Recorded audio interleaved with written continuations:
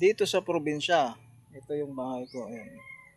Ngayon, nagtanim ako ng mga gulay para di na kailangan bumili.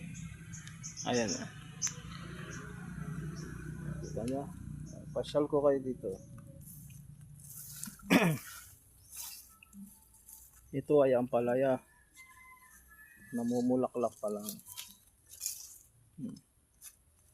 Ito naman ang sitaw.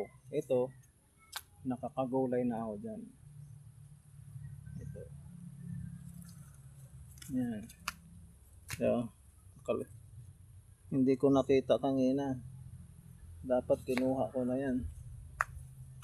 Kaya lang nakapagulay na ako. Ayan naman, talong na pinunla ko. 100 puno yan. Pagka namunga yan, mayroon na akong pangbenta. Diba?